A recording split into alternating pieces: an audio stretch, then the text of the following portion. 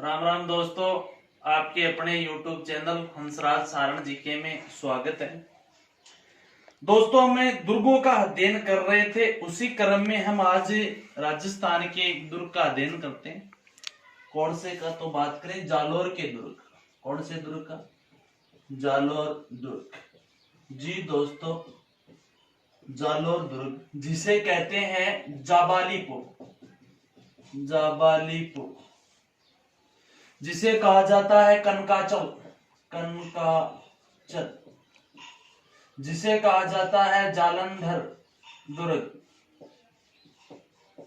जिसे कहा जाता है सोहनगिरी,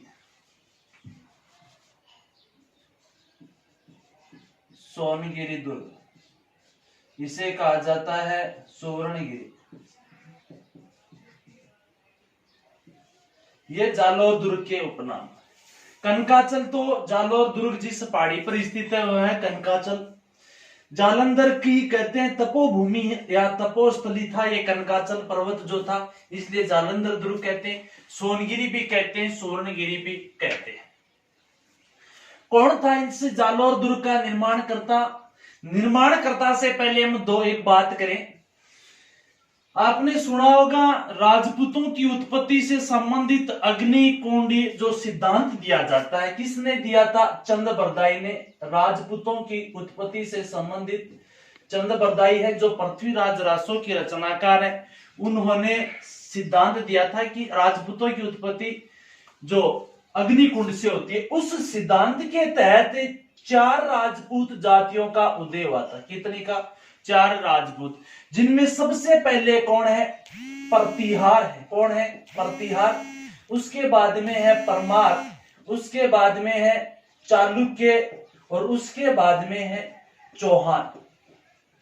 सिद्धांत कौन देता है? चंद्रबरदाई देता है पृथ्वीराज रासो में। प्रतिहार, परमार, चालुक्य, चौहान, ये राजपूतों की 4 जो जातियां अग्निकुंड से उत्पन्न हुई बताई है।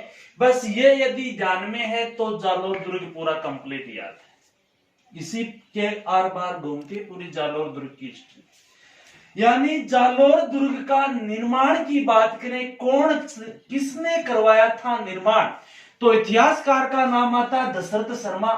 जो दशरथ शर्मा थे वो दशरथ शर्मा जालोर दुर्ग का निर्माण करता मानते हैं। वो मानते हैं प्रतिहारों को, और प्रतिहारों में इन्होंने नाम बताया है सीधा नागभट्ट प्रथम को। किसको? नागभट्ट प्रथम को। नागभट्ट प्रथम प्रतिहार ने जालोर दुर्ग का निर्माण करवाया था, ये बात दशरथ शर्मा कहता है। हालांकि हम बात करें ओझा की तो गौरी शंकर हीराचंद जी ओझा हैं, वो बताते हैं कि जालोर दुर्ग का निर्माण किसने करवाया था? परमारों ने। सही है दोस्तों। इसी क्रम में जालोर दुर्ग पर अधिकार भी रहा। सबसे पहले प्रतिहारों का अधिकार रहा, उसके बाद में परमारों का अधिकार रहा, उसके बाद में चालुक्यों का, उसके बाद में चौहानों का। और चौहानों के अधिकार के बाद में जालोर दुर्ग पर अलाउद्दीन खिलजी का अधिकार रहा है। उसके बाद में हम बात करें तो मारवाड़ के राठौड़ों का अधिकार रहा जालोर दुर्ग पर। यही है जालोर दुर्ग की कहानी। प्रतिहार, परमार, चालुक्य, चौहान, अलाउद्दीन खिलजी और राठौड़। प्राचीन नाम वगैरह ये तो बेसिक सी बात है। जो जाबालीपुर है, कनकाचल है, जालंधर दुर्ग है, सोनगिरी, सुवर्णगिरी, ये नॉर्मल है। निर्माण दशरथ शर्मा के अनुसार प्रतिहारों ने करवाया था, जिसमें नागभट्ट का नाम आता है। नागभट्ट प्रथम है प्रतिहार, हालांकि प्रतिहार जो गुर्जर प्रतिहार वही है। ओझा के अनुसार परमारों ने निर्माण करवाया था।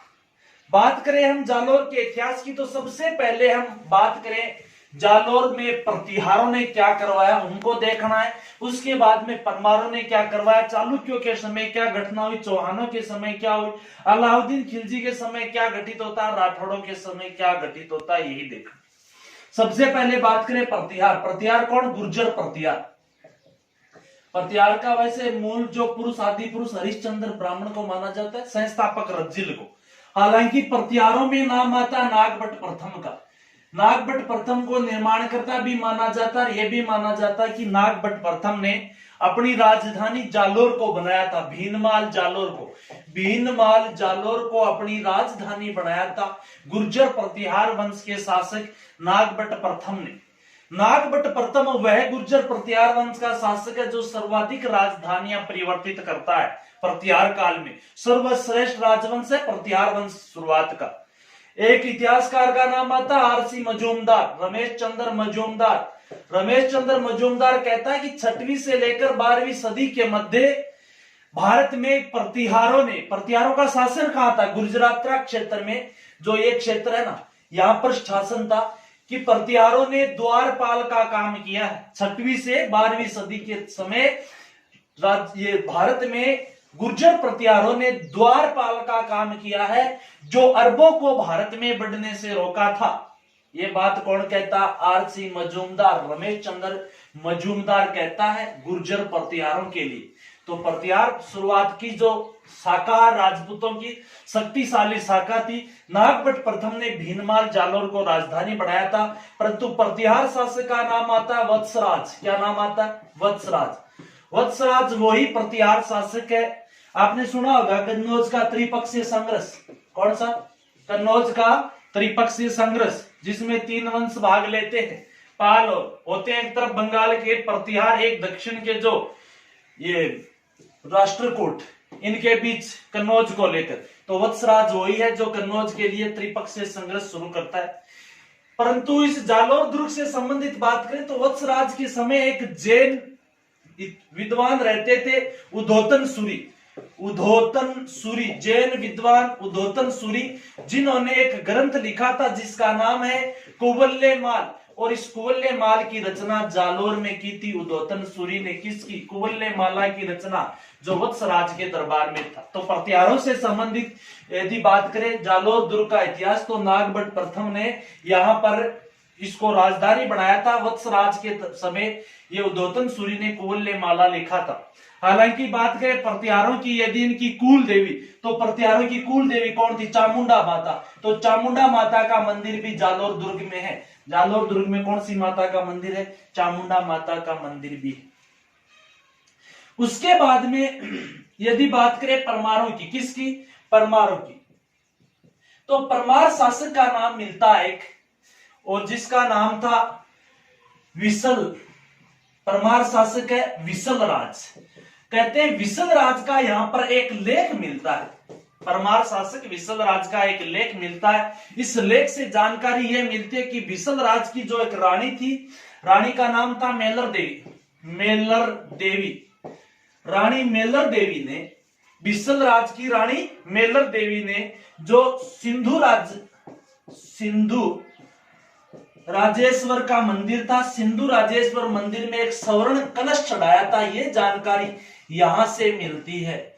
दोबारा बोल दूं कि परमार वंश के बारे में बात करें तो परमार शासक है विसल राज। विसल राज का यहां से एक लेख मिलता है, जिस लेख में यह उल्लेख मिलता है कि विसल राज की रानी मेलर देवी ने सिंधु राजेश्वर मंदिर पे एक स्वर्ण कलश चढ़ाया था। यह जानकारी मिलती इस दौरान परमारों की।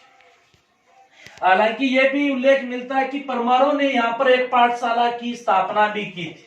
एक पाठशाला की भी स्थापना की थी परमारों ने, जो पाठशाला आगे चलकर कालांतर में एक तोप खाने के रूप में परिवर्तित होती है। परंतु जब अलाउद्दीन खिलजी का यहाँ पर अधिकार होता है तो अलाउद्दीन खिलजी ने इसको मस्जिद में बदल दिया, और जिसे कहा गया था तोप मस्जिद या खिलजी मस्जिद। वो मूल रूप से क्या थी? संस्कृत की पाठशाला मानी जाती है भैया। वो परमारों के काल की, किस काल की? और परमार राजा भोज को इसका श्रेय दिया जाता है कि इसने स्थापना किसने की थी? भोज ने की थी। तो परमारों के समय तो विसल राज का लेख मिलता है, जिसमें जानकारी मिलती है कि मेलर देवी ने सिंधु राजेश्वर मंदिर पर एक स्वर्ण कलश चढ़ाया था। यही परमारों के समय की यहाँ पर एक पाठशाला है, जिस पाठशाला को बाद में तोप खाने में बदला जाता है। खिलजी ने यहाँ पर इसी को बढ़ा दिया था तोप मस्जिद, या जिसे कहते हैं खिलजी मस्जिद। क्वेश्चन अच्छा है, तोप मस्जिद कहाँ स्थित है? तो जालोर दुर्ग में है तोप मस्जिद। उसके बाद में चालुक्यों का यहाँ पर शासन रहता है, जो गुजरात के चालुक्य शासक होते हैं मूल रूप से। परंतु चालुक्यों का ज्यादा समय तक शासन नहीं रहा था। मेन यहां रहता है उसके बाद में चौहानों का शासन। और चौहानों की जो शाखा पहाड़ी के नाम से कहलाई थी सोनगरा चौहान। कौन से? सोनगरा चौहान कहलाए थे। सोनगरा चौहान कौन था आखिर? यहाँ संस्थापक तो जालोर में चौहान वंश का संस्थापक कीर्तिपाल था। क्या था? कीर्तिपाल जालोर में चौहान वंश का संस्थापक। कीर्तिपाल की महानता का हम अंदाजा लगा सकते हैं कि मोड़ोत अपने नैणसिंह है, नैणसिंह ने कहा है कि तू एक महान राजा। किसको? कीर्तिपाल को नैणसिंह की तू एक महान राजा। परंतु भैया सुंधा माता का अभिलेख है, सुंधा माता अभिलेख, सुंधा माता अभिलेख में जो कीर्तिपाल है, कीर्तिपाल को राजेश्वर कहा गया। क्या कहा गया है? राजेश्वर कहा गया। हालांकि कीर्तिपाल के बाद में यहाँ पर समर सिंह का शासन रहता है। समर सिंह के समय कुछ नहीं होता, मेन ज्यादा इंपॉर्टेंट चालुक्यों से इसका संघर्ष होता है। समर सिंह के समय यहाँ पर जो भीमदित्य शासक था, चालुक्यों का शासक कौन था? भीमदित्य। इसी समर सिंह के दौरान जो त्रायन के प्रथम द्वितीय युद्ध होते हैं, जालोर में चौहान वंश का शासक कौन? समर सिंह। जब भारत में कह सकते हैं अपनी दिल्ली सल्तनत की स्थापना होने वाली थी, यानी 1191 और 92 में जो दो युद्ध होते हैं, इस दौरान समर सिंह था, भीमदित्य चालुक्य शासक था। इन दोनों के बीच विवाद होता है, परंतु समर सिंह ने वैवाहिक संबंध से भीमदित्य चालुक्य को अपनी तरफ मिलाया था या अपना समर्थन प्राप्त किया था। हालांकि समर सिंह के बाद में देखो शासक उदय सिंह बनता है, और उदय सिंह को जो हसन निजामी है, कौन? हसन निजामी, जिसने एक ग्रंथ लिखा था ताज उल मासिर, और ताज उल मासिर की रचना किसने की थी? तो हसन निजामी ने। किसने की भैया? हसन निजामी ने। तो हसन निजामी ताज उल मासिर में उदय सिंह की श्रेष्ठता का उल्लेख करता है। किसकी श्रेष्ठता का? उदय सिंह की। कैसे? कि उदय सिंह के समय दिल्ली सल्तनत का एक बंदा जिसने आक्रमण किया था, इल्तुतमिश ने, और इल्तुतमिश काफी मकसद के बाद अपने इन दोनों काफी दिनों की घेराबंदी के बाद भी इल्तुतमिश जो जालोर को जीतने में असफल होता है, इन दोनों के बीच संधि होती है, जिसका उल्लेख इल्तुतमिश व उदय सिंह की संधि का उल्लेख ताज उल मासिर ग्रंथ में हसन निजामी करता है। और हसन निजामी ने उदय सिंह की श्रेष्ठता का बखान किया या जालोर की श्रेष्ठता का उल्लेख किया। हालांकि इसके बाद में अपने जो चांचिंग देव शासक होता है, उसके बाद सामंत सिंह होता है। चांचिंग देव है, सामंत सिंह जो इंपॉर्टेंट शासक है चौहानों का शक्तिशाली कानड़देव चौहान। कौन? कानड़देव चौहान। जी दोस्तों, हम अध्ययन करेंगे अब कानड़देव चौहान का। देखो चौहानों के संबंधी सोनग्रा चौहान थे, एक नंबर बात। कीर्तिपाल संस्थापक है चौहाना जालोर में। नैन सिंह ने कित्तू एक महान राजा कहा है। सुंदा माता अभिलेख में कीर्तिपाल को राजेश्वर। समर सिंह के समय भीमदित्य का कोई ज्यादा इंपॉर्टेंट नहीं। उदय सिंह को हसन निजामी ने अपने ग्रंथ ताज उल मासिर में इसको क्या कहा है? श्रेष्ठता का उल्लेख किया या सर्वश्रेष्ठ शासक बताया प्रारंभिक शासकों में, क्योंकि इल्तुतमिश ने संघर्ष होता है परंतु ये जीत नहीं पाता है इल्तुतमिश उदय सिंह के समय। उदय सिंह के समय चांचिंग देव शासक बना था, कोई चांचिंग देव इंपॉर्टेंट नहीं है। उसके बाद में सामंत सिंह शासक बना था, परंतु सामंत सिंह भी ज्यादा नहीं है। सर्वाधिक सर्वश्रेष्ठ खूंखार खतरनाक शासक था कान्हड़देव चौहान। कान्हड़देव चौहान कौन से वंश का? सोहान सोनगरा चौहान है जालोर का, और जिसकी जानकारी हमें मिलती है पद्मनाभ के ग्रंथों के द्वारा। पद्मनाभ ने दो लिखे थे, एक लिखा था कानड़देव प्रबंध, यानी कानड़देव प्रबंध की रचना किसने की? पद्मनाभ ने। और कानड़देव का एक पुत्र था जिसका नाम था वीरमदेव, तो पद्मनाभ ने लिखी थी वीरमदेव सोनगरारी बात, जिससे हमें जानकारी मिलती है कानड़देव चौहान के बारे में। कानड़देव चौहान के समय जालोर में एक शाखा हुआ था, और वो शाखा में आक्रमण करने वाला कौन होता है? दिल्ली का अलाउद्दीन खिलजी। अलाउद्दीन खिलजी व कानड़देव चौहान के मध्य विवाद का आखिर कारण क्या था? तो विवाद के कारणों की बात करें तो कारणों में नंबर एक बात कानड़देव प्रबंध के अनुसार, देखो कानड़देव प्रबंध में यही जानकारी मिलती है कि अलाउद्दीन जो खिलजी था 1298 में गुजरात विजय या गुजरात को लूट कर आता है। जब अलाउद्दीन खिलजी गुजरात को लूटकर वापस दिल्ली की तरफ बढ़ रहा था, और उस दौरान गुजरात से अलाउद्दीन खिलजी ने जो सोमनाथ मंदिर की मूर्तियों के कुछ टुकड़े लूटे थे, ठीक है, और वही अलाउद्दीन खिलजी की सेना जब जालोर से गुजर रही थी तो कानड़ देव की सेना ने अलाउद्दीन को लूट लिया था या सेना के माल को लूट लिया था। यह कानड़ देव प्रबंध के अनुसार जानकारी मिलती है। हालांकि इतिहासकार है फरिश्ता के अनुसार जानकारी यह मिलती है कि 1305 में, कब है 1305 में एन मुल्तानी जालोर पर आक्रमण करता है। एन मुल्क मुल्तानी के द्वारा किया गया, यह जालोर पर किया गया मुस्लिम पहला खिलजी के समय जालोर पर किया गया प्रथम आक्रमण 1305 का है। एन मुल्क मुल्तानी के निर्देशन में जाता है आक्रमण। ठीक, एन मुल्क मुल्तानी ने कहते हैं इस दौरान अलाउद्दीन जो कानड़ देव चौहान था, कानड़ देव चौहान इनके बीच संधि हो जाती है। कानड़ देव चौहान इनके दरबार में उपस्थित होता है। किसके दरबार में? अलाउद्दीन खिलजी के दरबार में। जब अलाउद्दीन खिलजी के दरबार में कानड़ देव चौहान आया था, कानड़ देव चौहान का अपमान किया गया था, इसलिए कानड़ देव चौहान अलाउद्दीन से अपने अपमान का बदला लेना चाहता था और दरबार छोड़कर चला जाता। ये एन मुल्क मुल्तानी जब 1305 में आता, ये फरिश्ता इसका उल्लेख करता है। हालांकि जो अपने राजस्थान के साहित्यकार हैं या जो वो मानते हैं, जो इतिहासकार है वो यही मानते हैं कि कानड़ देव चौहान का पुत्र था वीरमदेव और इधर अलाउद्दीन खिलजी की पुत्री थी फिरोजा। कौन थी? फिरोजा। उनके बीच के प्रेम संबंध को इन दोनों के बीच की लड़ाई का कारण माना जाता। जो भी कारण है, कानड़ देव चौहान के समय अलाउद्दीन खिलजी ने आक्रमण किया था। कहां पर? जालोर पर। यदि जालोर को जीतना है तो उससे पहले जीतना है सिवाना को, इसलिए सिवाना को कहते हैं जालोर की कुंजी। और सिवाना कहां है? बाड़मेर में, जिसका वीडियो अपन कल ही अपलोड कर चुके। सिवाना दुर्ग का पूरा इतिहास देख लेना वहां पर। तो अलाउद्दीन खिलजी आक्रमण कर, देखो भैया आक्रमण करवाता कब है? 1308। कमालुद्दीन गुर्ग को भेजा जाता है, कमालुद्दीन गुर्ग को आक्रमण करने के लिए भेजा जाता है। यह बंदा पहले सिवाना को जीतता है। देखो सिवाना को कब जीता? फरिश्ता 1310 ही मानता है, हालांकि ज्यादातर इतिहासकार 1308 मानते हैं। जो फारसी इतिहासकार है फरिश्ता, वो 1310 मानता है कि इसने सिवाना को 1310 में जीता था। जो सिवाना की बातें हम कल कर चुके हैं, बाड़मेर का दुर्ग है, सातलदेव, सोम व उसकी पत्नी मैणादेव, भावला वहां विश्वासघाती, मामा देव का कुंड वगैरह सिवाना में जहर मिला देना, वो देख लेना। उसके बाद में आगे बढ़ता है, 1311 में घेर लेता है कानड़ देव चौहान के जालोर को। किसको? जालोर को।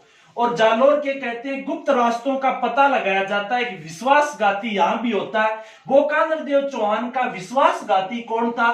तो बिक्का दहिया। कौन था? बिक्का दहिया।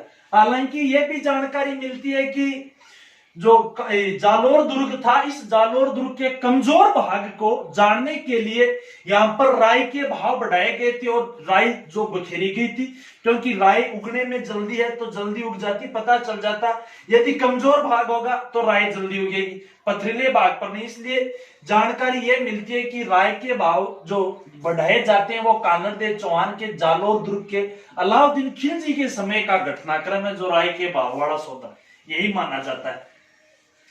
1311 में जालोर दुर्ग को घेर लिया गया था। जालोर को घेरा जाता है। बिक्का दैया विश्वासघाती अलाउद्दीन खिलजी की तरफ मिल जाता है और बिक्का दैया ने जो इनके गुप्त रास्ते बता दिए थे, इसीलिए कान्हड़ देव जो चौहान था, कान्हड़ देव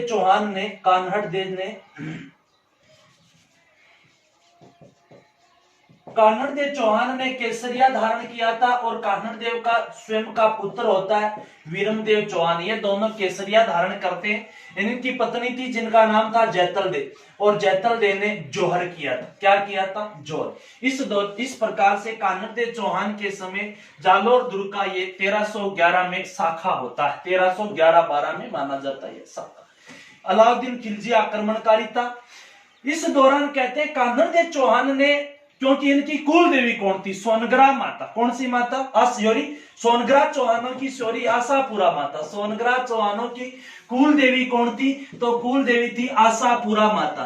कहते आशापुरा मंदिर के सामने कटार घोंपकर अपनी आत्महत्या कर ली थी, ये उल्लेख मिलता है। क्यों? आशापुरा माता सोनग्रा चौहानों की कुल देवी थी, आशापुरा माता। हालांकि उससे पहले हमने गुर्जर प्रतिहारों की कुल देवी जो चामुंडा माता, उसका मंदिर भी यही है, जालोर दुर्ग।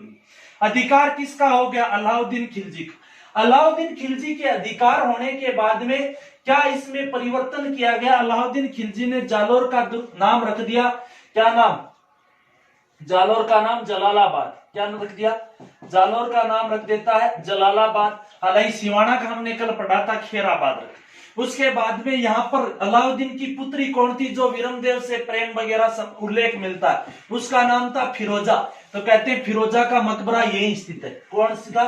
फिरोजा का मकबरा। एक जो पाठशाला थी किसके समय बनी थी? जो परमारों के समय, बाद में तोप खाने शस्त्र वगैरह रखने के काम लिए जाते, और वही उसको इस अलाउद्दीन ने क्या बदल दिया मस्जिद में, जिसे खिलजी मस्जिद या उसको क्या कहा जाता है? तोप मस्जिद। तो अलाउद्दीन ने ये परिवर्तन किए थे इस जालोर दुर्ग। अलाउद्दीन की मृत्यु के बाद में देखो धीरे धीरे इनकी जो ही दिल्ली सल्तनत की सत्ता कमजोर होती है। सत्ता कमजोर की बात करें तो जो 1500 जो बिलग्राम हुए, चौसा के जो युद्ध होते हैं, बिलग्राम का युद्ध, चौसा का युद्ध, उससे पहले बात करें हम, यानी राणा सांगा के समय की बात है ना, राणा सांगा के समय। उस समय जो इन यहाँ की जो मुगल सत्ता, ये कह सकते हैं दिल्ली सल्तनत की जो ही सत्ता कमजोर होती है, उस दौरान गंगा ने यहाँ पर आक्रमण किया था। किसने? गंगा ने आक्रमण अली शेर खान पर। किस पर? अली शेर खान पर। गंगा राठौड़, कौन? गंगा राठौड़ है भैया, इसने आक्रमण किया। अली शेर खान इस दौरान पराजित नहीं होता, परंतु गंगा का पुत्र कौन था जिसने राणा सांगा के संग खानवा युद्ध में भाग लिया था? तो मालदेव राठौड़। यानी मालदेव जो राठौड़ था, मालदेव राठौड़ ने इनको यहां से पराजित करके अधिकार कर लेता है किस दुर्ग पर? जालोर दुर्ग पर। यानी यहां पर कुछ समय के लिए राठौड़ों का भी यहाँ पर आधिपत्य रहता है। हालांकि यहाँ बात करें तो जो अपने राठौड़ शासक आते हैं दो, भीम सिंह व मान सिंह। भीम सिंह व मान सिंह। मान सिंह कहां का है? जोधपुर का राठौड़ शासक। जो कौन सा? कृष्णा कुमारी विवाद वाला मान सिंह है। मान सिंह ये वही है जो मान प्रकाश पुस्तकालय की स्थापना जोधपुर के मेहरानगढ़ में करवाई थी। मान सिंह वही है जो नाथ संप्रदाय का संस्थापक है।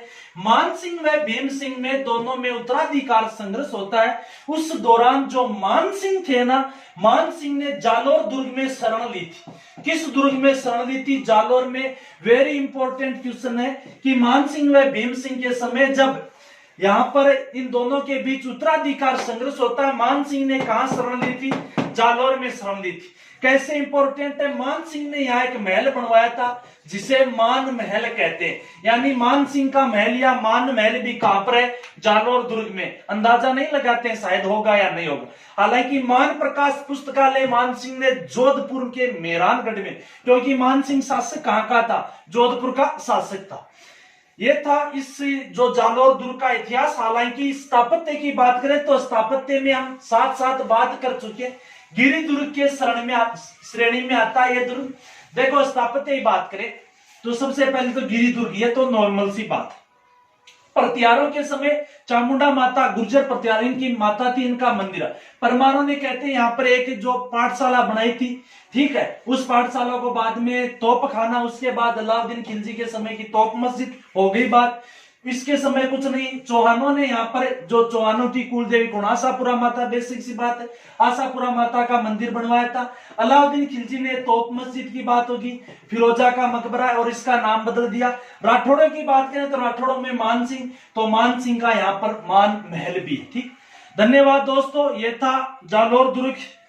जिस किसी को पसंद आए लाइक शेयर सब्सक्राइब कर देना जी।